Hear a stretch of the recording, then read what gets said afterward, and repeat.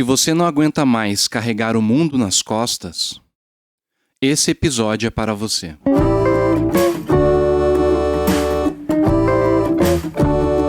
Este podcast não é para pessoas super espirituais, gente que não chora, não erra, que não sabe o que é derrota. Este podcast é para os cansados, os exaustos, os envergonhados, homens e mulheres fracos, pecaminosos e com talentos limitados. É para gente inteligente que sabe que é estúpida e para discípulos honestos que admitem que são canalhas. Se você sabe que diante de Deus não passa de um maltrapilho, este podcast também é para você.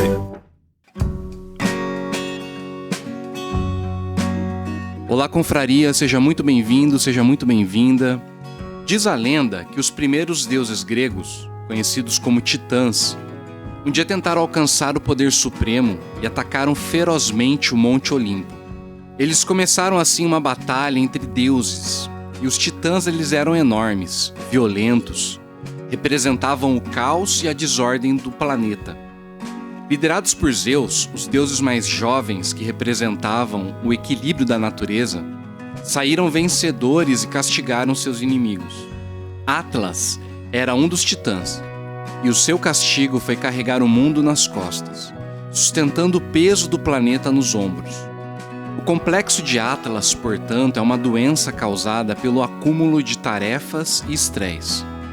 Quem sofre por conta dessa doença geralmente assumiu tantas obrigações, tantas incumbências, tantas coisas para fazer, que se sente massacrado pela rotina, como se diariamente carregasse o mundo nas costas. A doença é mais comum em pessoas inseguras, desconfiadas e excessivamente controladoras. É como se a pessoa carregasse uma mochila pesada demais. Geralmente a mochila está cheia de sentimentos sufocados, dores represadas e angústias guardadas. Não é incomum que aqueles que suportam esse tipo de pressão reclamem de dores físicas nas costas, pescoço e ombros. Muitas vezes a postura dos ombros arqueados para frente e as costas encurvadas sobre o umbigo revelam alguém que sucumbiu frente às exigências depositadas sobre si mesmo. Um exemplo atual é a personagem Luísa, do novo filme da Disney, Encanto. Quem já assistiu o filme sabe do que eu estou falando. Mas se você não viu, o que eu posso lhe dizer sem dar spoilers é que a história fala sobre a família Madrigal, uma família colombiana governada pela matriarca Abuela, uma mulher rígida e protetora, que foi abençoada por um milagre em um dos momentos mais sombrios de sua história. O milagre concedeu aos Madrigal uma casa mágica que possui vida própria e deu poderes especiais, tipo X-Men, a cada membro da família. A Luísa, que é a neta mais velha, eu acho, recebeu o dom da força. À primeira vista, Luísa parece ser uma mulher poderosa, autoconfiante, bem resolvida. Mas quando sua irmã mais nova começa a investigar sobre algo que possa estar prejudicando a magia da casa, Luísa canta uma música chamada Estou Nervosa, na qual ela abre o coração sobre seus verdadeiros sentimentos escondidos embaixo da aparência forte. Os primeiros versos da canção dizem: Eu sou forte, não vacilo. Qualquer peso pra mim é tranquilo. Vem com tudo, eu aguento. E ninguém vai negar meu talento. Não questiono se é pesado. O meu corpo suporta o fardo. Se me dão um laço, eu piso, eu amasso. Com a força dos meus braços, eu faço estilhaços. Mas estou nervosa e ansiosa. Na corda bamba sigo cautelosa. Estou nervosa, como um herói que se cansou numa luta horrorosa. Estou nervosa, se eu não for generosa, me sinto ociosa. Não posso cansar, não posso falhar, será que eu vou quebrar? O que me faz quebrar? A pressão é como um tique-tique-tique que não quer parar. A pressão faz tique-tique-tique, pronta para estourar. Pede para Luísa, ela é a mais velha, tudo que pesar demais vai para ela. Não sou nada se tirar o meu dom. A pressão é tanta por aqui que já me estressou. E a pressão faz tic-tic-tic, meu limite chegou. Pede pra Luísa, a corpulenta, não importa o peso, a Luísa aguenta. Não sou nada se tirar o meu dom. Eu desmonto. De acordo com o filósofo Byung-Chul Han, o homem pós-moderno tornou-se um animal laborans, isto é, um animal cuja principal característica é o trabalho. Todavia, esse animal que trabalha não é alguém que é, acima de tudo, explorado por outros, tal como postulado pela teoria marxista, onde o proletariado é explorado pela burguesia. Na verdade, de acordo com Han, o animal laborans pós-moderno é alguém que, acima de tudo, explora a si mesmo. Nas palavras do filósofo, ele diz o seguinte, abre aspas, o excesso de trabalho e desempenho agudiza-se numa autoexploração. Essa é mais eficiente que uma exploração do outro, pois caminha de mãos dadas com o sentimento de liberdade. O explorador é ao mesmo tempo o explorado. Agressor e vítima não podem mais ser distinguidos. Essa autorreferencialidade gera uma liberdade paradoxal, que, em virtude das estruturas coercitivas que lhes são inerentes, se transforma em violência. Os adoecimentos psíquicos da sociedade de desempenho são precisamente as manifestações patológicas dessa liberdade paradoxal. Fecha aspas. Ou seja, o que Dr. Han está nos dizendo é que o grande aumento de doenças psíquicas na sociedade atual se deve ao fato de exigirmos demais de nós mesmos.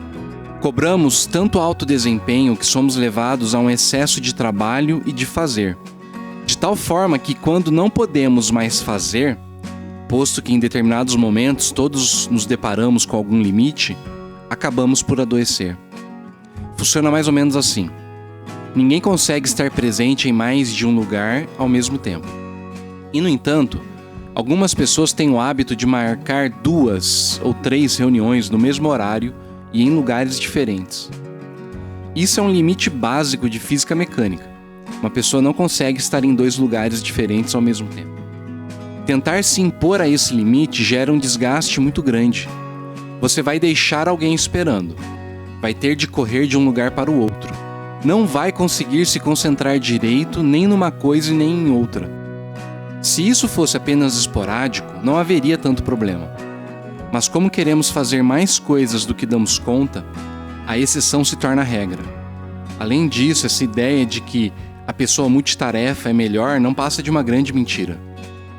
Citando mais uma vez Dr. Han, ele nos diz o seguinte, abre aspas de novo. Também a crescente sobrecarga de trabalho torna necessária uma técnica específica relacionada ao tempo e à atenção, que tem efeitos novamente na estrutura da atenção. A técnica temporal e de atenção multitasking, multitarefa, não representa nenhum progresso civilizatório.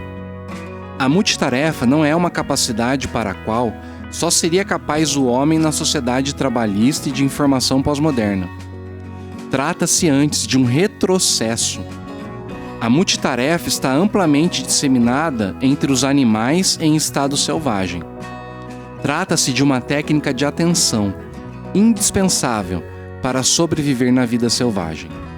Um animal ocupado no exercício da mastigação de sua comida tem de ocupar-se ao mesmo tempo também com outras atividades. Deve cuidar para que, ao comer, ele próprio não acabe comido. Ao mesmo tempo, tem de vigiar sua prole e manter o olho em seu ou sua parceiro ou sua parceira. Na vida selvagem, o animal está obrigado a dividir sua atenção em diversas atividades. Por isso, não é capaz de aprofundamento contemplativo, nem no comer, nem no copular. O animal não pode mergulhar contemplativamente no que tem diante de si, pois tem de elaborar ao mesmo tempo o que tem atrás de si. Fecha aspas. É isso que vemos acontecer com a personagem Luísa no filme Encanto. Ela se tornou esse animal laboran, cuja principal característica é estar sempre trabalhando. Não por acaso ela está sempre lidando com burros, típicos animais de trabalho. Por sua canção poderíamos conjecturar que Luísa sofre de um transtorno de ansiedade generalizada, o famoso TAG, ou então de uma síndrome de burnout, pois na tentativa de dar conta de tudo aquilo que ela imagina que esperam de sua pessoa, ela se tornou uma mulher nervosa e ansiosa. Não creio que foi isso que Deus planejou para a humanidade. Existe uma clara corrupção da ordem criada quando, em nome do desempenho, o ser humano é reduzido a mero animal de carga. Na verdade, nem mesmo os animais típicos de trabalho, como o jumento e o touro, foram criados para servirem como ferramentas de produção. Sobre esses animais, Deus diz a Jó no final do livro que a sua real intenção para eles é que vivam em liberdade. O texto de Jó diz o seguinte: quem deu a liberdade aos jumentos selvagens? Quem os deixou andar soltos à vontade? Eu lhes dei o deserto para ser a sua casa, e os deixei viver nas serras salgadas.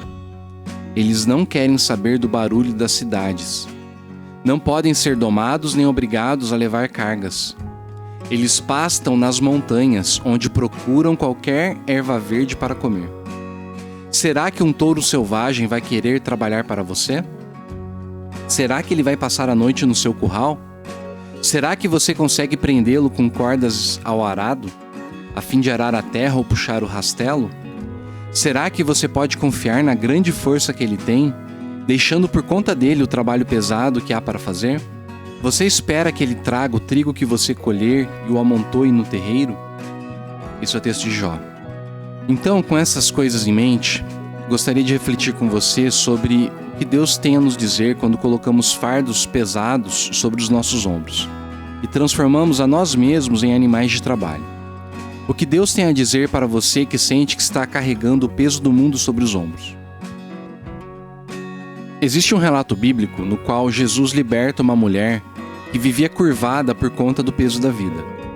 Esse relato está lá em Lucas, capítulo 13, do verso 10 ao 17, e diz o seguinte: certo sábado, Jesus estava ensinando numa sinagoga, e chegou ali uma mulher que fazia 18 anos que estava doente, por causa de um espírito mau. Ela andava encurvada e não conseguia se endireitar. Quando Jesus a viu, ele a chamou e disse: mulher, você está curada. Aí pôs as mãos sobre ela, e ela logo se endireitou e começou a louvar a Deus. Mas o chefe da sinagoga ficou zangado porque Jesus havia feito uma cura no sábado. Por isso disse ao povo: há 6 dias para trabalhar, pois venham nesses dias para serem curados, mas no sábado não. Então o Senhor respondeu: hipócritas, no sábado qualquer um de vocês vai à estrebaria e desamarra o seu boi ou seu jumento a fim de levá-los para beber água. E agora está aqui uma descendente de Abraão que Satanás prendeu durante 18 anos. Por que é que no sábado ela não devia ficar livre dessa doença? Os inimigos de Jesus ficaram envergonhados com essa resposta, mas toda a multidão ficou alegre com as coisas maravilhosas que ele fazia. O Evangelho de Lucas, que por sinal era médico, é o único dos relatos bíblicos que registra o encontro de Jesus com essa mulher. E a primeira coisa que chama a nossa atenção é que, de acordo com o seu relato, a mulher estava doente por causa de um espírito mau.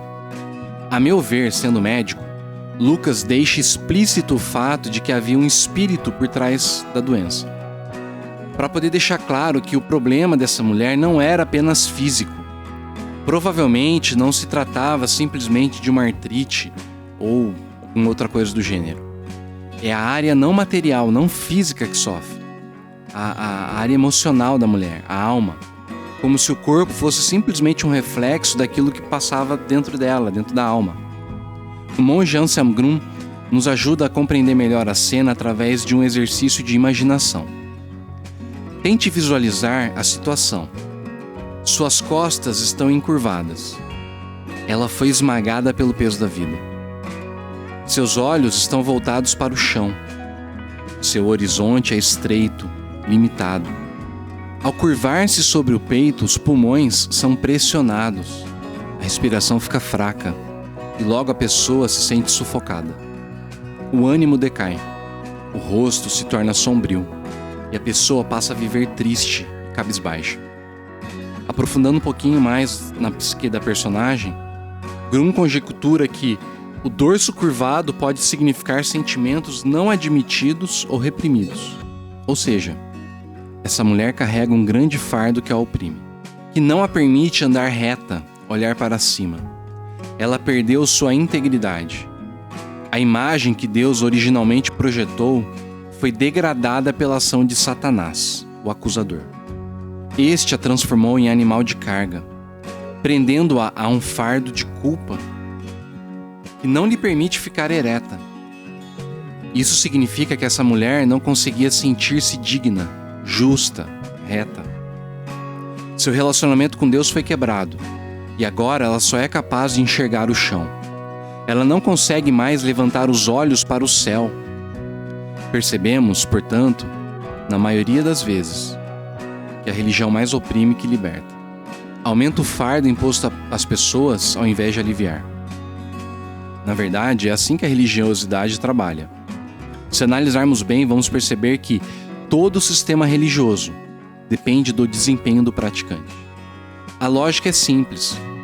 Se você obedecer às leis, os dogmas, os rituais, sacrifícios, se for bom e fizer as coisas certas, Deus, ou os deuses, ou o universo, ou a energia quântica, ou o que quer que você queira colocar como um poder maior, vai se agradar das suas atitudes e o abençoará. Porém, se você não for bom o suficiente, e ninguém é, se você não for correto, não agir bem, não for santo ou simplesmente desobedecer ou ignorar as normas, os dogmas, os ritos e toda a parafernália de culto daquela divindade, então o peso da lei é depositado sobre você. O pesado fardo de ter que manter a consciência livre da culpa irá sufocar sua vida. Quando você menos esperar, vai fazer você se curvar sobre o peso do desempenho. Portanto, uma pessoa subjugada pelo peso da religiosidade perdeu sua dignidade humana e foi rebaixada ao nível de animal de carga. Poderíamos argumentar que o excesso do trabalho e do fazer da nossa cultura atual apontam para o caráter religioso da sociedade capitalista, uma religião secularizada, na qual coisas como trabalho, sucesso e poder são divindades honradas pelo sacrifício da saúde mental e física. A julgar pelo número de pessoas em nossa sociedade que se sentem sobrecarregadas, podemos dizer que a religião capitalista é uma das mais bem-sucedidas desde a antiguidade. Voltando à história da mulher encurvada, ficamos chocados com a sensibilidade do líder religioso, que não percebe o que acontece. Para ele, a cura da mulher foi um trabalho humano, enquanto para Jesus foi uma obra de Deus. É por isso que Jesus criticava duramente os fariseus e os escribas, ainda que esses fossem as pessoas religiosas mais admiradas na sua cultura. Em Mateus 23, do verso 2 ao verso 4, nós lemos o seguinte, Jesus falando sobre eles. Os mestres da lei e fariseus têm autoridade para explicar a lei de Moisés. Por isso vocês devem obedecer e seguir tudo o que eles dizem. Porém, não imitem as suas ações, pois eles não fazem o que ensinam. Amarram fardos pesados e os põem nas costas dos outros, mas eles mesmos não os ajudam, nem ao menos com o dedo, a carregar esses fardos. Percebemos que diante das exigências da religiosidade, a metáfora do amarrar fardos pesados às costas repete-se constantemente, igual a gente amarra as coisas no lombo do burro, do jumento, do cavalo, do boi. Por isso que Jesus argumenta que até os religiosos desprendiam ou então libertavam seus animais de carga no Shabá. Logo, por que não desprender ou libertar aquela filha de Abraão? É interessante que Lucas usa a mesma palavra, desprender e libertar, quando fala da mulher, quando fala dos animais. Por isso, a lógica aplicada por Cristo invoca a ação do menor para o maior. Isto é, se era aceitável cuidar dos animais no Shabá, muito mais aceitável seria cuidar de uma pessoa, ainda mais uma filha de Abraão, ou seja, uma mulher que praticava a mesma religião deles. Diante disso tudo, então, somos levados a duas perguntas. Em primeiro lugar, de que forma Jesus curou aquela mulher encurvada daquilo que a oprimia? E em segundo lugar, de que forma ele pode libertar você daquilo que o pressiona? De certa forma, essa mulher representa eu e você. Todos nós já experimentamos essa sensação de indignidade que nos faz olhar para baixo.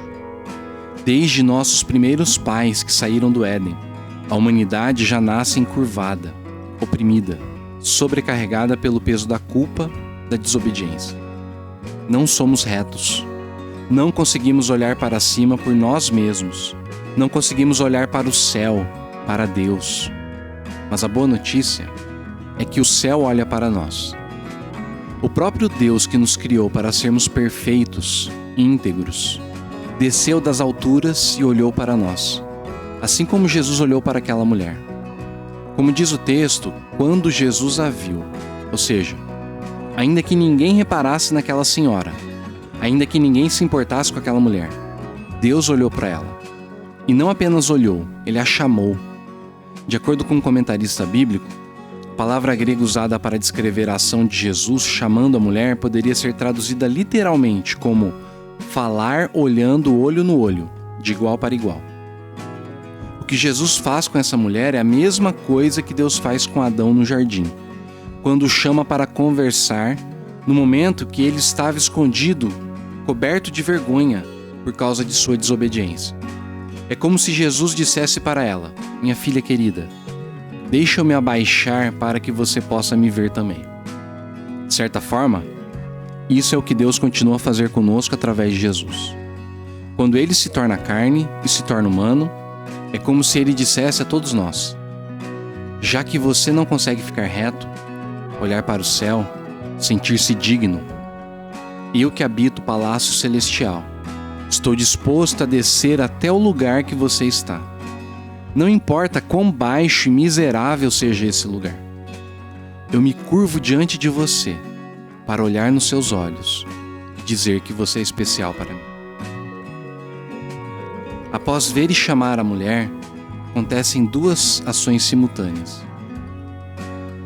Ele declara que ela estava livre da enfermidade e então a toca. O texto bíblico diz assim: quando Jesus a viu, ele a chamou e disse: mulher, você está curada. Aí pôs as mãos sobre ela, e ela logo se endireitou e começou a louvar a Deus.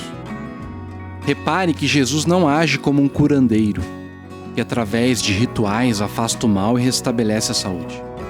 Tampouco atua como um médico, que através de drogas e intervenções físicas, tipo uma massagem ou uma manobra, cura a pessoa. Jesus age, na verdade, como um terapeuta. O que ele faz é colocar a mulher em contato com aquilo que estava dentro dela, mas em algum momento se perdeu. Em primeiro lugar, ele a relembra que Deus é aquele que, através da palavra do seu poder, fez todas as coisas. Ele fala e aquilo que é caótico se organiza. Mulher, você está curada. Logo em seguida, Jesus a toca, mas não a levanta.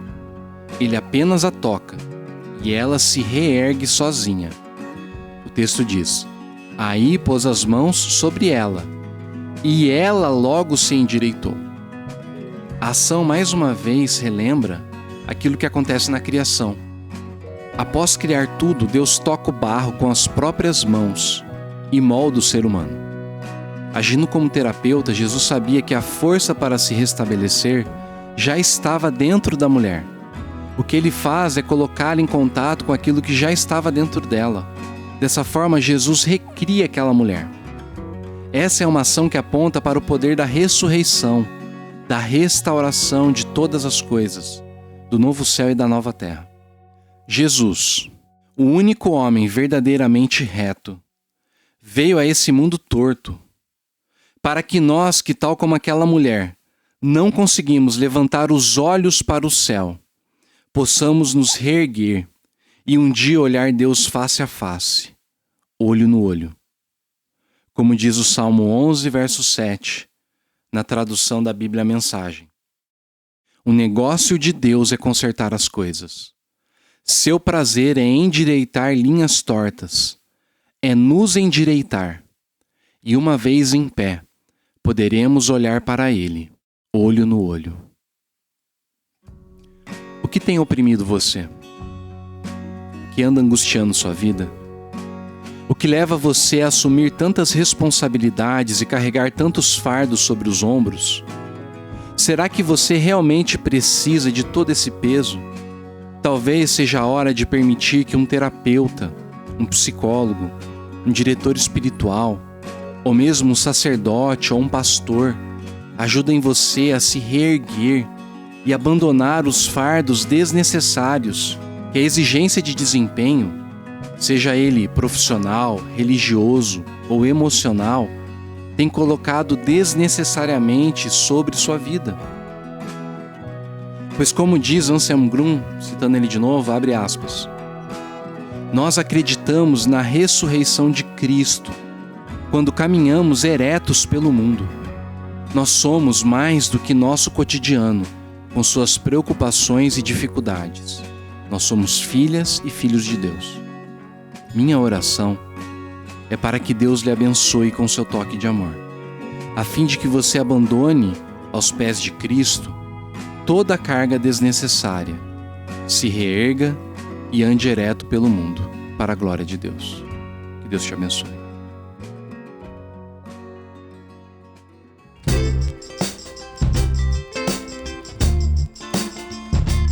Esse podcast teve os trabalhos técnicos de Lucas Samuel. Para mais conteúdos, siga as nossas redes sociais, no Instagram, Facebook e no YouTube. Até a próxima!